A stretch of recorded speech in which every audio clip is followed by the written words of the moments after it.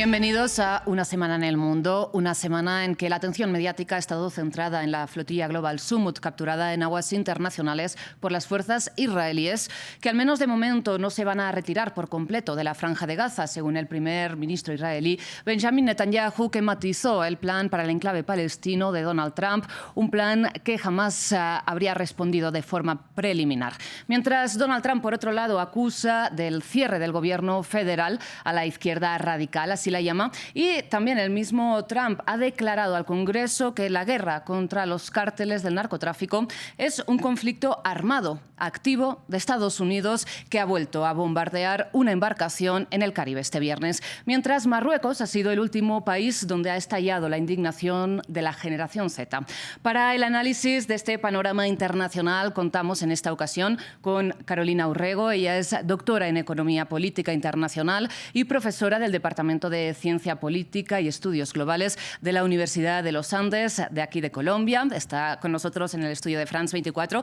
También nos acompaña Ángel Barradas. Él es politólogo, analista internacional y miembro del medio español Descifrando la Guerra. Finalmente contamos con Yanira Gómez Muñoz. La conocen de sobra, es nuestra corresponsal en Jerusalén. Carolina, Ángel, Yanira, muchísimas gracias por aceptar esta invitación de France 24. Antes de entrar en materia, les recuerdo a ustedes que, si bien ya saben que pueden recuperar esta y todas las emisiones de France 24 en nuestra página web y también en nuestro canal de YouTube, ahora pueden volver a escuchar Una semana en el mundo en formato podcast a través de las principales plataformas de streaming de audio, que son las que ven en estos momentos en sus pantallas. Ahora sí, empecemos el análisis, el debate, con la mirada puesta en Medio Oriente, porque esta semana empezó con la reunión de Donald Trump y Benjamin Netanyahu en la Casa Blanca, en que anunciaron su plan para la Franja de Gaza, que implicaría casi la rendición de Hamas.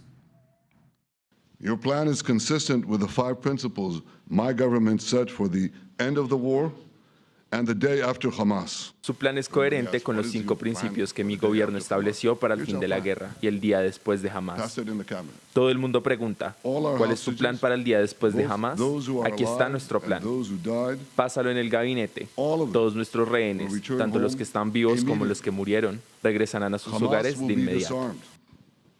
Hamas será desarmado. Gaza será desmilitarizada. Israel conservará la responsabilidad de la seguridad. Incluye un perímetro de seguridad para el futuro previsible. Por último, Gaza tendrá una administración civil pacífica que no está dirigida ni por Hamas ni por la autoridad palestina. Yanira, te propongo que empecemos contigo hablando de qué habría sopesado Hamas a la hora de responder a este plan.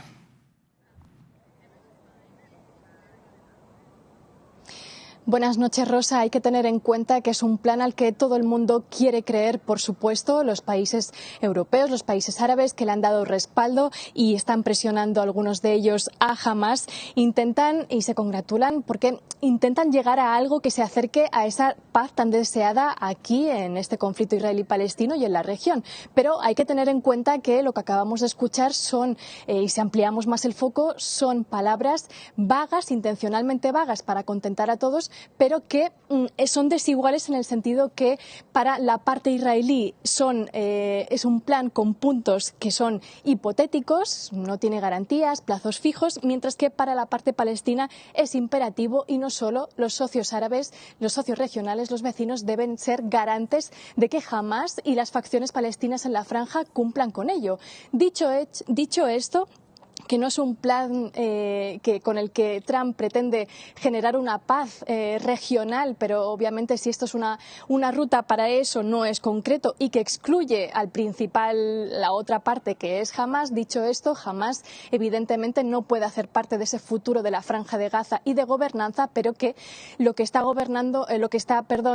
planteándose el grupo toda esta semana, tras ese ultimátum y tras quedar fuera, es principalmente, aunque no conocemos los detalles, deducimos que son puntos como la retirada completa de Israel de la Franja de Gaza, que no está claro, se proyecta como algo no progresivo, como que Israel se quedaría en el perímetro de seguridad, pero no hay un plazo fijo para esto, así que entendemos que podría extenderse en el tiempo una ocupación, un control permanente de Israel en la franja, pero especialmente lo que se deduce que Hamás ha estado negociando tanto con los funcionarios en el exterior, pero sobre todo el liderazgo desde la franja, y de ahí vendrían las divisiones, es el desarme y la amnistía, que tampoco tiene garantías, que de nuevo, como es un contenido también sin mucha profundidad, incluso con un toque irónico, podemos decir, ¿cómo podríamos pensar que jamás va a aceptar esos puntos, liberar a los rehenes que evidentemente han sufrido también 2 años de horror y que deben ser liberados, pero cómo liberar su moneda de cambio cuando no hay una concreción como intentaba explicar, ¿no? Así que aquí es donde ha habido más división interna, o donde creemos que ha habido esta división, porque la parte militar de dentro de la franja entiende el desarme como entregar las armas sin ninguna garantía de que al salir de la franja no vayan a ser asesinados, eliminados por el gobierno israelí, y entienden también, si se quiere, el desarme como que esas armas deberían hacer parte de un futuro Estado palestino, y entregarlas sin más es entregar la única resistencia. Carolina, ¿tú cómo lo ves? Yanira nos estaba explicando, ¿no?, estos puntos que estaría sopesando Hamás, que pide negociar más profundamente en esta respuesta preliminar que está ofreciendo al plan de Trump y de Netanyahu, como esta retirada de las tropas israelíes de la Franja de Gaza. ¿Por qué el gobierno de Israel, por qué Benjamin Netanyahu no se compromete explícitamente a esto? Rosa, la verdad, yo no creo que esta sea una verdadera propuesta para un plan de paz. Creo que es una estrategia de los Estados Unidos y del gobierno de Israel para ganar tiempo, para de alguna forma permitirle a Israel continuar con el genocidio activo en el que ha estado involucrado. Considero que los 20 puntos que plantea el presidente Trump junto a Netanyahu básicamente desconocen el sufrimiento del pueblo palestino, desconocen los intereses de su lucha, desconoce el derecho internacional. En ninguna parte se hace mención a la forma en que se podría perseguir a Netanyahu. Desconoce lo que ha dicho la Corte Penal Internacional, la Corte Internacional de Justicia, y se hace referencia solamente a Hamás. Y creo que este grupo y el pueblo palestino tiene todas las razones para dudar de las intenciones de los Estados Unidos e Israel. No olvidemos que hace poco, en un esfuerzo por iniciar negociaciones, el grupo negociador de Hamás, de hecho, fue atacado en Qatar. Creo que esta es casi que una estrategia para continuar ganando tiempo, para continuar el avance militar de Israel en el territorio ocupado, y creo que distrae a la comunidad internacional de algunas preocupaciones serias que se han manifestado en las últimas semanas, tanto al interior de la Organización de Naciones Unidas como el reconocimiento de Palestina por varios estados. Ángel, te traslado también este planteamiento, ¿no?, que hace Carolina. ¿Lo ves de la misma forma? ¿Este plan de 20 puntos permite a Israel seguir con la guerra, a pesar de que el primer punto es un cese el fuego inmediato? Sí, lo veo parecido. Creo que hay 2 elementos fundamentales en este plan. Por un lado, digamos, trata de reorientar la diplomacia, ¿no?, la opinión pública. Israel viene de una semana en la Asamblea General de Naciones Unidas muy mala, ¿no?, tanto por esos reconocimientos del Estado palestino como por, digamos, los boicots, tanto culturales como deportivos, que estaban empezando a plantear.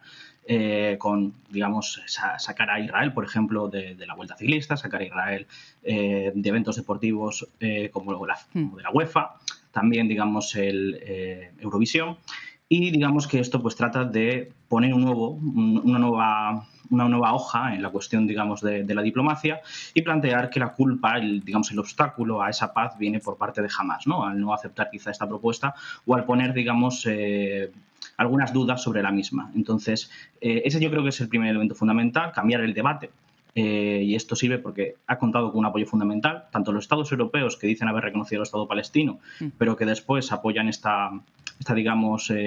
acuerdo que no tiene ningún tipo de elemento que avance hacia esa autodeterminación del pueblo palestino. Y además, digamos que también cuenta con otro elemento fundamental, que son los Estados árabes. Los Estados árabes y Turquía, ¿no? Todos ellos han apoyado esta propuesta, han dado su aval, a pesar de que es una propuesta. Hay que tener en cuenta que se negoció primero con ellos y después se cambió con Netanyahu, es decir, que tiene elementos que no son los mismos que ellos negociaron. Sí. Creo que ese es lo principal, la cuestión diplomática, pero creo que aún así sí que es una propuesta que tiene hasta cierto punto vías de salida y adelante, no como está planteada, porque tiene demasiados agujeros, pero sí que piensan, digamos, que Hamás está en una situación muy, muy mala internamente, que digamos la resistencia palestina está en una situación diplomática difícil por la presión que tiene desde abajo, ¿no?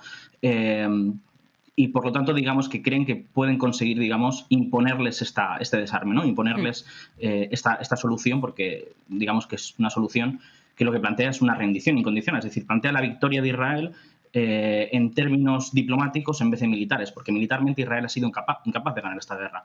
Creo que eso es un elemento fundamental que hay que entender, el hecho de que Israel ha llegado a un punto límite en cuanto a la guerra, no es capaz de encontrar una salida militar al conflicto. ¿Y Hamás ha llegado también a un punto límite a esta guerra?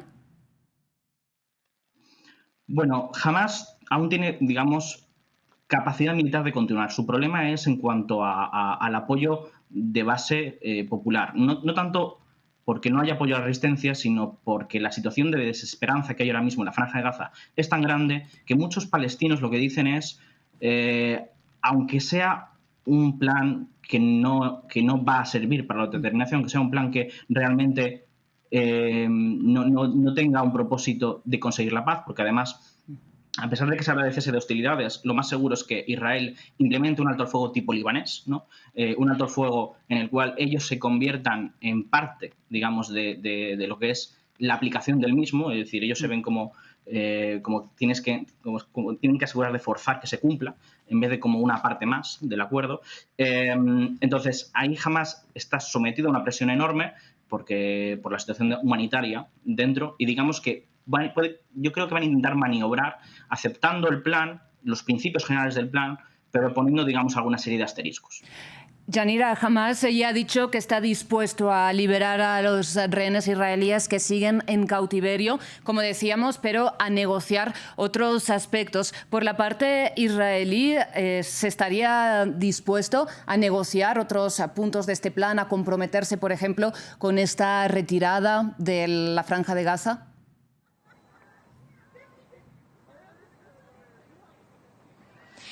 No es un tema que haya surgido tras las propuestas del plan, más bien el ánimo aquí es Israel sabiéndose ganador. Alguno de los ministros ha dicho, por un lado, que es al final una propuesta que sigue los objetivos de la guerra de Israel en Gaza, así que hay un ánimo de victoria porque ya sea que rechace o no Hamás, veremos su propuesta. Incluso editoriales de los medios aquí dicen igual Israel gana, Netanyahu gana. Así que el ánimo va más bien por ese lado, ¿no? Pese a las críticas de la extrema derecha, los socios de coalición más extremistas y colonos del gobierno de Netanyahu, que evidentemente expresaron su crítica, que dijeron que era un golpe diplomático y de liderazgo para Israel, pero realmente tampoco, a diferencia de otras veces, no se escandalizaron tanto, pese a estar en contra a priori, y no hicieron más aspavientos, ¿no? Porque sí, en el fondo se sabe Israel ganador, que ha tenido el gran apoyo de Estados Unidos ante esta propuesta ultimátum que le deja bien parado, porque es que, como decíamos, si rechaza o no Hamás, de todos modos, para Netanyahu significa quedar bien parado políticamente, contentar a sus socios de coalición y seguir con una guerra, su guerra, que significa evidentemente borrar a Gaza del mapa, como expresan los ministros y el gobierno aquí en Israel, y seguir atacando y masacrando ese territorio, ¿no? Yanira, y en el marco, ¿no?, de este ultimátum, Hamás también ha dicho que estaría dispuesto a entregar la gobernanza de la Franja de Gaza a una autoridad tecnócrata de transición. ¿Habría alguna forma de que hubiera un acuerdo entre Israel y Hamás sobre quién debería conformar esta autoridad?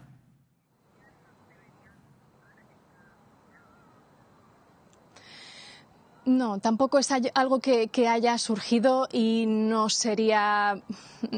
hay esperanza de creer que el gobierno actual de Netanyahu o incluso otros que no fuesen esta coalición desde Israel, no hay ninguna esperanza de dialogar con Hamás, ya no solo evidentemente por la masacre del 7 de octubre y la toma de rehenes, sino porque aquí no se entiende cualquier diálogo con ese enemigo, uno de los tantos en la región, y no solo con Hamás, porque incluso cuando el plan, digamos, también de manera muy vaga, contempla un futuro para la Autoridad Nacional Palestina, que después de una serie de reformas también sin concreción, que no sabemos cuánto tendría que portarse bien, digamos, la Autoridad Nacional Palestina para alcanzar ese futuro e implicarse en esa gobernanza, que además, a priori, al principio, sería con este comité por la paz liderado por Estados Unidos, con personajes como el ex primer ministro británico Tony Blair. Es decir, incluso tras todos estos pasos ha dejado claro Israel que ni siquiera la Autoridad Nacional Palestina, porque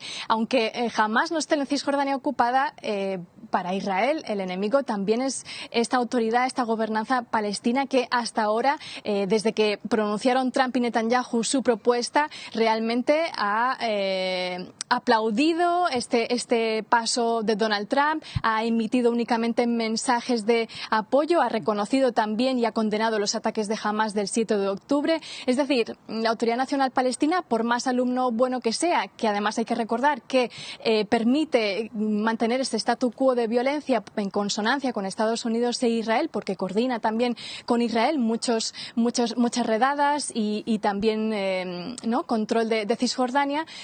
Pese a todos estos esfuerzos que hace, para Israel no es un actor, y evidentemente todo esto nos lleva a intentar que no haya un actor que pueda gobernar Gaza, Cisjordania, Jerusalén Este y en el futuro crear ese Estado palestino que ahora están reconociendo, pero como decíamos, que en este plan es simplemente también una alusión no concreta, ¿no?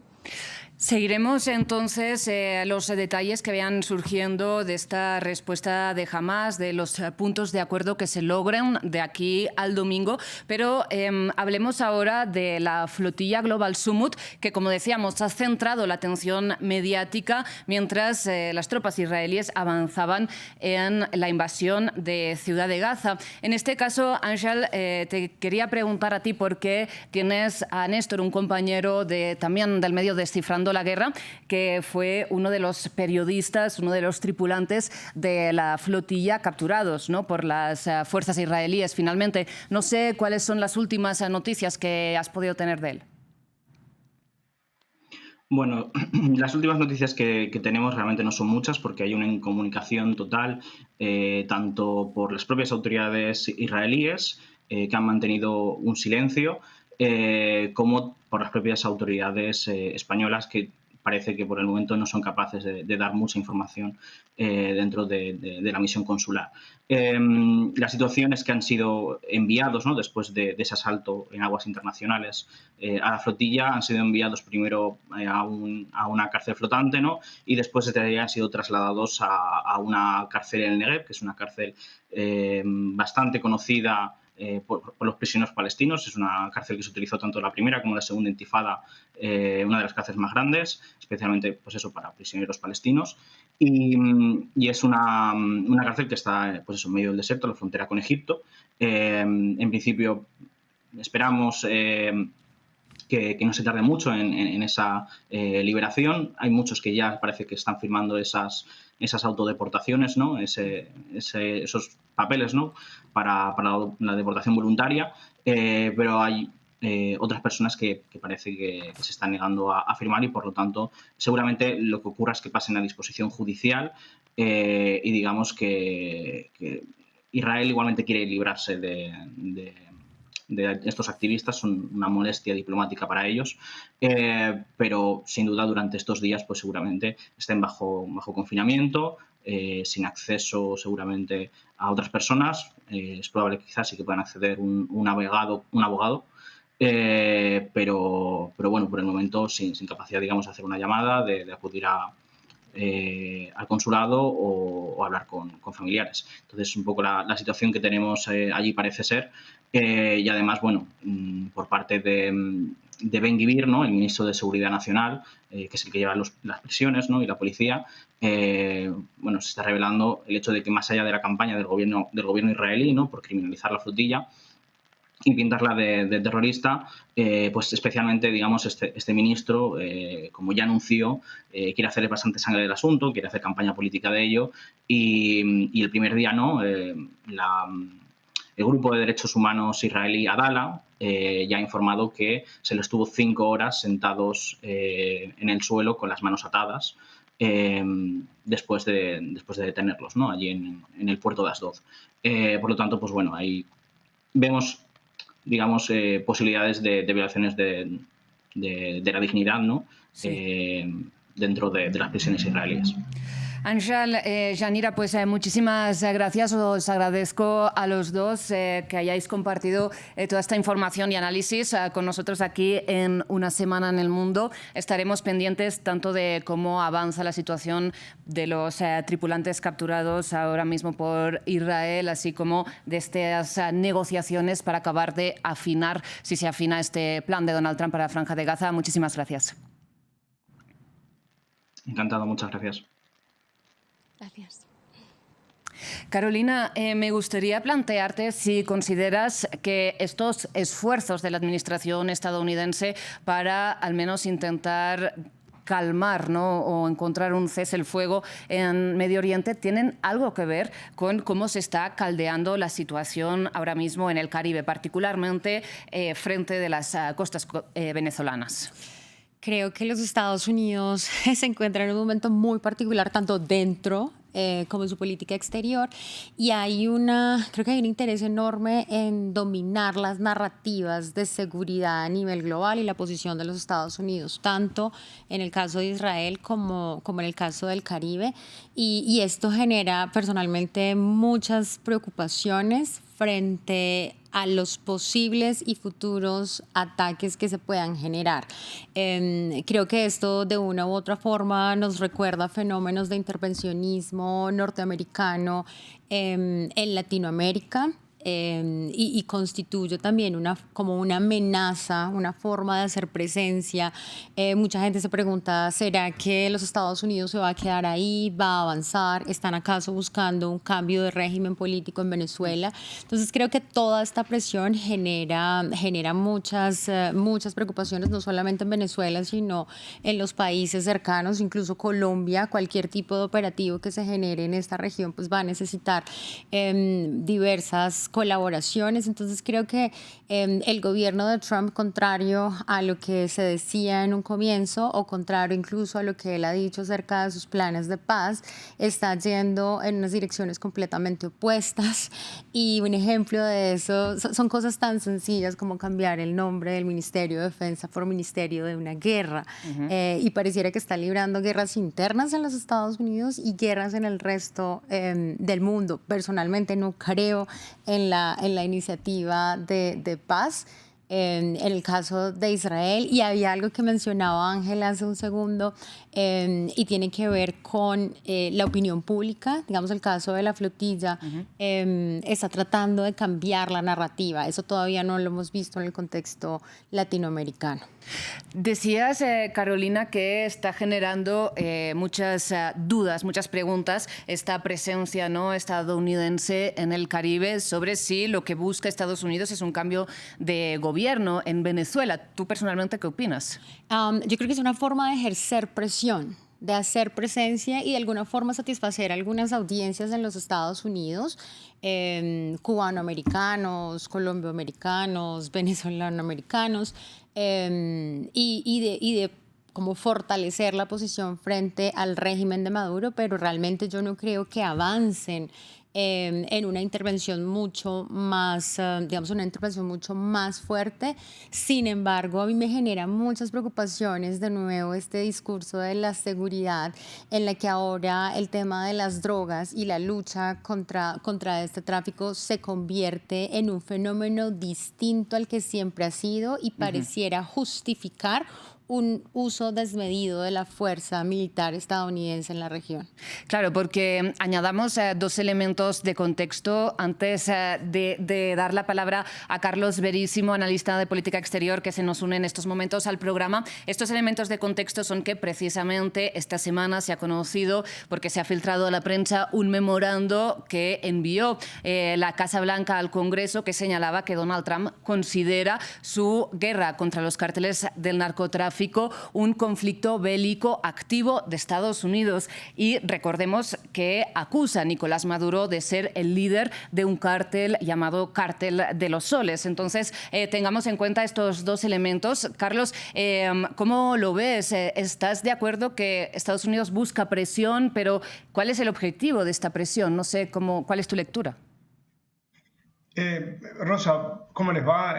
Realmente llama mucho la atención el proceso de este nuevo Trump que estamos teniendo. El primer Trump o el gobierno anterior no era un gobierno de una escalada militar. En este estamos teniendo una visión totalmente diferente del presidente.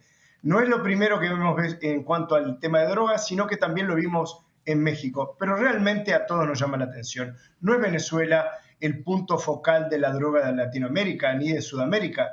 Entonces, ¿por qué está tomando este carril? Indudablemente, migración, derechos humanos, sí hay problemas en Venezuela, eso atañe a Estados Unidos, sí. Democracia y debilitamiento de la democracia en Venezuela también es una realidad.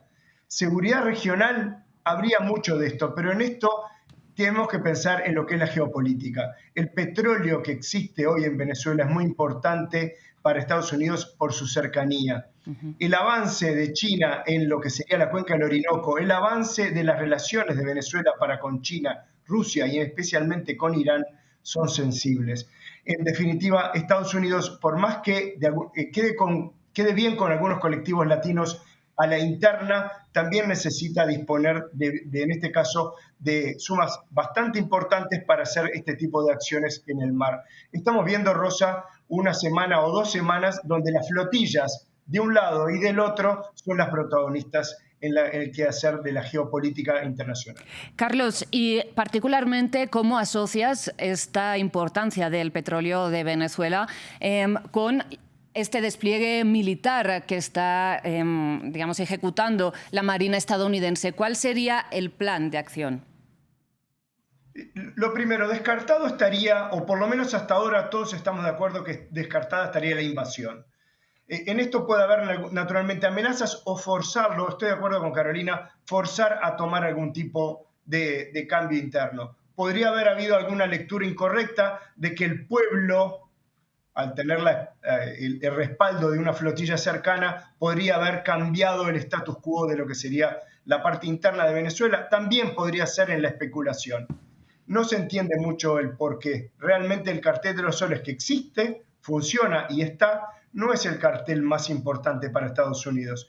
Lo que está ocurriendo en este caso es también una poca ayuda por parte de Maduro, que en vez de ablandar la situación o mejorarla, enfriarla, ha excitado esto cada día más, argumentando que tiene sus 8 millones de reservistas, sus 340.000 militares, que son incomparables para con el ejército de Estados Unidos. Invasión imposible de que se dé. Estados Unidos no creo que esté en este momento pensando en invasión. Sabe que en una semana toma Caracas y podría llegar a tomar Venezuela en 2 semanas, pero se van a pasar a la resistencia en la selva y en definitiva eso es lo que no quiere Estados Unidos. Una guerra de largo plazo no parecería ser la más adecuada y menos para la industria del petróleo, Rosa, porque en definitiva el petróleo necesita fluidez y de alguna forma comercio, puertos abiertos. La guerra no parecería la amiga de un pool petrolero.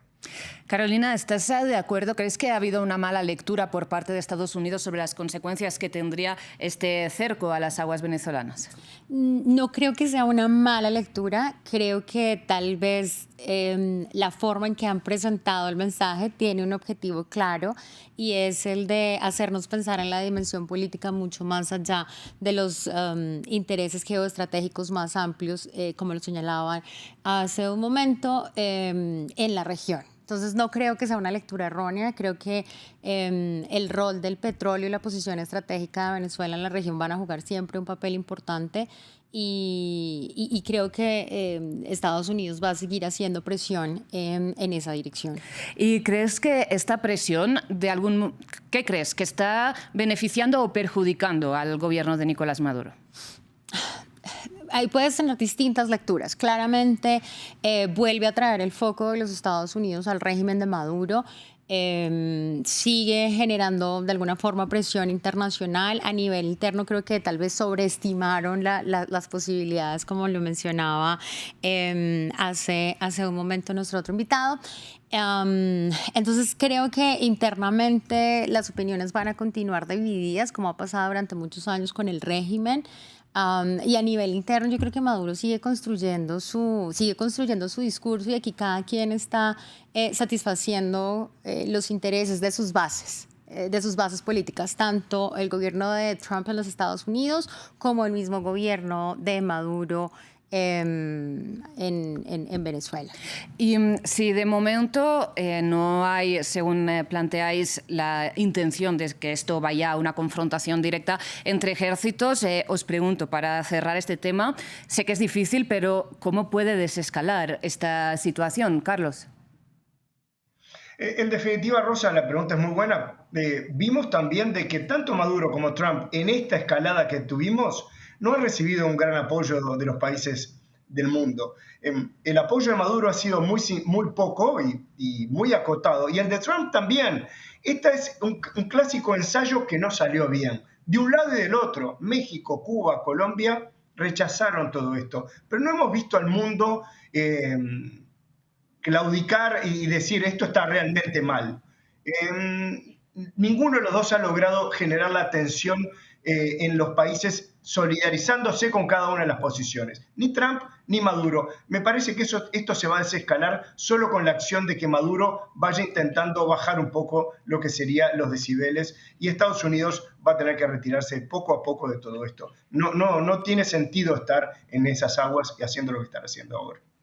Carolina, Maduro puede intentar rebajar los decibeles, pero denunció el ministro de Defensa venezolano que sobrevolaron F-35 las costas, ¿no? Cerca de las costas venezolanas esta misma semana. Sí, estoy de acuerdo con Carlos. Sin embargo, siento que la única forma real de desescalar eso es un cambio en la posición de los Estados Unidos. Pensaría en la idea de, ok, es un ejercicio, un pulso que tal vez no funcionó como esperaban y sería, creo que la siguiente jugada, desescalar. Y yo creo que aquí nos estamos acostumbrando, digamos, en todo este contexto reciente, a esta posición personalista de Trump, en que está cambiando de opinión y se está metiendo en distintos temas y en distintos conflictos de la noche a la mañana y luego termina, digamos, haciendo una retirada. Lo hemos visto con el tema de los aranceles, ahorita Carlos lo mencionaba con el caso de México y el fentanilo y la frontera. Entonces hay unos actos enormes y unos grandes discursos y luego en el proceso se va de alguna forma desescalando. Yo creo que esa sería la única forma. Maduro, por más que reduzca los decibeles de su discurso, no va a cambiar fundamentalmente lo que ha venido diciendo y lo que ha venido haciendo durante más de 10 años. Bien, pues veremos cómo desescala esta tensión, por lo menos, y recordamos, solo para terminar este programa, porque no tenemos tiempo de entrar más en profundidad, que el gobierno de Estados Unidos ahora mismo a todo esto está en un cierre parcial, por lo menos, ¿no, Carolina? Sí, y esa es una de las preocupaciones, por ejemplo, que me genera la posición de Estados Unidos afuera. Digamos, esto del shutdown no es fundamentalmente nuevo, pero es muy diciente, particularmente bajo, y uso como la expresión amplia de régimen actual en los Estados Unidos. Los republicanos se ha negado a realizar el tipo de negociaciones que normalmente ocurren con los demócratas en este tipo de situaciones. De nuevo, el discurso de Trump y de algunos miembros del gobierno ha sido bastante radical en términos de o lo hacemos como nosotros decimos o no lo hacemos. Están incluso amenazando con el despido a más de 800,000 servidores públicos. Hay unas amenazas también hacia las Fuerzas Armadas. Entonces creo que hay un discurso cada vez más autoritario y contrario al tradicional discurso de las libertades y de las libertades civiles en los Estados Unidos, y una preocupación cada vez menor incluso por el bienestar de sus habitantes. Bien, pues veremos si finalmente los republicanos no ceden a las demandas de los demócratas, que recordemos principalmente se centraban en que se reviertan esos recortes en programas, sobre todo de salud. También hay que ver, finalmente, esto siempre es un equilibrio, ¿no?, de voluntades y de necesidades, quién gana y quién pierde más, demócratas o republicanos, mientras avance este cierre del gobierno federal. Lamentablemente nos quedamos sin tiempo en este programa para comentar estas manifestaciones, ¿no?, estos estallidos de descontento de la generación Z que hemos visto esta semana, cómo se multiplicaban en Marruecos, sin ir más lejos. Seguro tendremos tiempo en otra ocasión de conversar. Muchísimas gracias, Carolina. Muchísimas gracias, Carlos. Como siempre, el agradecimiento es para todo el equipo técnico, el equipo de producción que hace posible esta y todas las emisiones de France 24, y a ustedes, como siempre, por su atención.